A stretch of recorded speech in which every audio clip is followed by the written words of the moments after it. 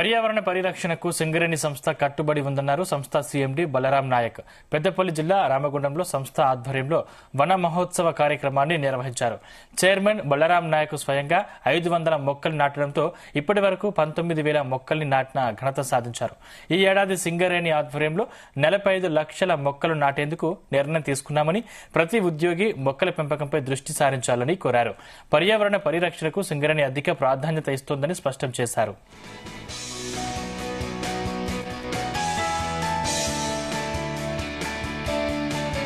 సింగరేణి సంస్థ ఈ ఏడాది 680 హెక్టార్లలో 45 లక్షల మొక్కలు నాటడానికి ప్రణాళికలు వేసుకున్నాము. దానిలో భాగంగా ఈ రోజు మనం ఆర్జీవన్ ఏరియాలో దాదాపు 1 ఎకర్ భూమిలో 1000 మొక్కలను నాటబోతున్నాము. దాంట్లో నేను ప్రత్యేకంగా 500 మొక్కలు నాటబోతున్నాను. దీంతో దాదాపు 19,500 మొక్కలను నేను నాటినట్టు అవుతుంది. ఆ తరంగా మనము సింగరేణి సంస్థ మైనింగ్ లో ఉన్నాం కాబట్టి మనకి ఒక కార్పొరేట్ సోషల్ రెస్పాన్సిబిలిటీగా తీసుకొని మనము మొక్కల్ని ప్రతి అడుగు పచ్చదనం అనే నినాదంతో సింగరేణి వ్యాప్తంగా మొక్కలు నాటుతున్నాము. ఇప్పటికీ ఒక 36 మినీ ఫారెస్ట్లను క్రియేట్ చేశాము.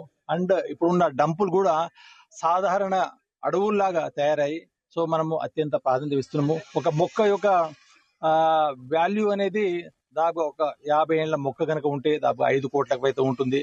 ప్రకృతికి, మంచి వాతావరణానికి, మంచి వర్షాలు పడడానికి, స్వచ్ఛమైన గాలికి, పక్షాదులకి అన్నిటికీ ఒక మొక్క అనేది చాలా ఇంపార్టెంట్ గా అవుతుంది.